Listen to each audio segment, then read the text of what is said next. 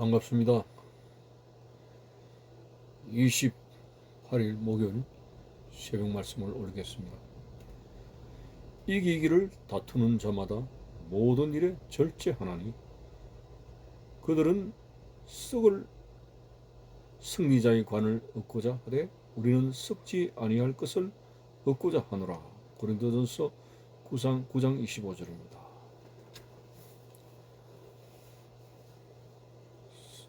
면류관이 바울의 말하면 두 가지가 있다고 하는 것입니다. 하나는 썩을 면류관이고 하나는 썩지 아니할 면류관입니다. 여러분 같으면 어떤 면류관을 원하겠습니까? 면류관을 쓰기는 합니다만 그 수명이 오래가지 못해서 썩어서 내려앉습니다. 그걸 누가 쓰겠습니까? 우리는 분명히 썩지 아니하는 영원한 면류관을 가지려고 하는 것이 바른 신앙의 자세가 되는 거죠. 그렇다면 바울이 오늘 본문에서 말하는 썩을 면류관은 어떤 것이고 썩지 아니할 면류관은 어떤 것인가? 전자에서 말하는 썩을 면류관은 세상에서 취할 수 있는 영광과 세상에서 취할 수 있는 성리와 세상에서 가질 수 있는 그러한 여러 가지 욕구의 성취를 말하는 것입니다. 한마디로 이 세상의 것은 안개처럼 다 지나가는 것이니 세상 사람들이 그렇게도 원하던 부귀영화와 그리고 성공과 출세와 이런 것들이 바로 썩을 면류관처럼 없어지는 것이라고 하였습니다. 결과론적으로 볼 때 누가 이러한 것을 얻으려고 하겠습니까? 그렇다면 썩지 아니할 면류관은 바로 하나님의 나라를 바라보면서 내 보물을 하늘에 쌓아두라고 하는 말씀과 같이 오늘 우리의 가장 소중한 시간과 땀과 눈물과 물질과 여러 가지 것들을 하나님의 나라를 위해서 희생하고 사용하고 또 수고하고 그렇게 하게 될 때에 세상에서 얻을 수 없는 영원한 멸관을 썩지 아니할 멸관을 얻는다고 하는 것입니다. 그것이 바로 바울의 삶이었습니다. 바울은 청년 때에 하나님의 부름을 받아서 결혼도 하지 아니하고 독신적으로 오직 주의 복음을 전하면서 영원히 썩지 아니할 멸관을 얻게 된 그러한 사람이었습니다. 그가 순교하기 전에 이런 말을 했죠. 이후로는 의의 재판장 되신 주님께서 나에게 멸관을 주실 것이미로다. 그거는 추상적인 이야기 아닙니다.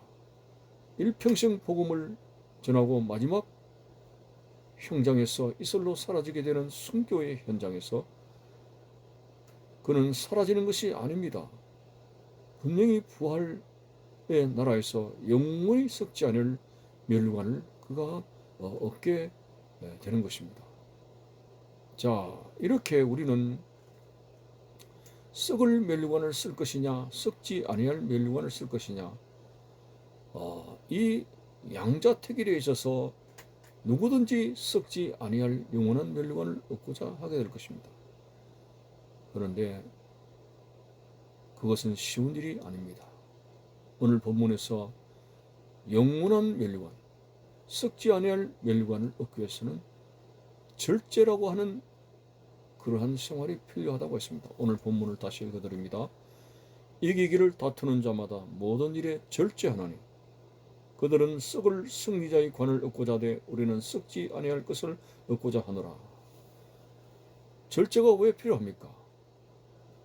세상에 대한 욕구가 일어나는 대로 세상에 대한 탐욕이 일어나는 대로 우리가 무절제하게 살면은 하나님 나라에 대해서 우리는 아무것도 수고할 수 없는 텅 빈 자가 된다고 하는 것입니다.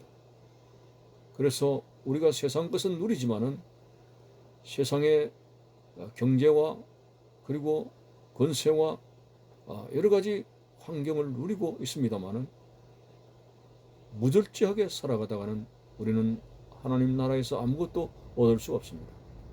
영원한 썩지 않을 멸류관을 받기 위해서는 이 세상 욕구에 대해서 우리 자신을 절제할 수 있는 그러한 생활이 필요하다고 하는 것입니다. 운동을 하는 데 있어서 달리기를 한다고 해봅시다.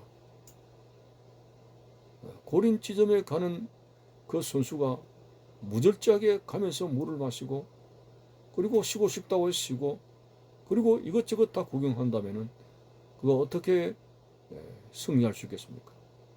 하나님의 나라를 향해서 영원한 것을 얻기 위해서는 우리가 참 내 자신을 조절하고 내 자신의 욕구를 때로는 감출 수 있는 그런 생활이 되어지게 될 때 우리는 하나님의 나라를 위해서 아름다운 수고를 할 수가 있다고 하는 것입니다. 저 엘리사의 제자 게하시를 보십시오. 나아만이 갖다주는 그 많은 금은 보화를 엘리사는 절제했습니다. 하나님의 나라를 바라보며 수고하는 그 엘리사에게는 그러한 물질들이 오히려 영적 생활을 방해하기 때문에 상당한 절제력을 보이면서 한 푼도 받지 않고 사양을 했습니다. 하나님의 나라를 위해서 아름답게 수고할 수 있는 그러한 경기력이 결코 수그러들기를 원하지 않았기 때문에 그렇습니다. 그런데 게하시는 어떻습니까? 금은 보화를 눈앞에 두고 절제하지를 못했습니다. 거짓말을 했습니다. 금은 보화를 취했습니다. 그는 한마디로 하늘의 상급을 잃게 된 무절제한 사람이었습니다. 아간이라는 사람도 그렇고 가룟 유다도 그렇고 속에서 일어나는 그 탐욕에 대해서 이 세상 것에 대해서 취하고 싶은 것에 가지고 싶은 것에 대한 무절제한 그런 생활 때문에 인생을 망쳐버리고 말았습니다. 우리는 하나님의 나라를 향해서 가고 있는 사람들입니다. 영원한 멸류관을 썩지 않아야 할 멸류관을 받기 위해서는 오늘 세상 것에 대해서 무절제하게 살아서는 안 됩니다.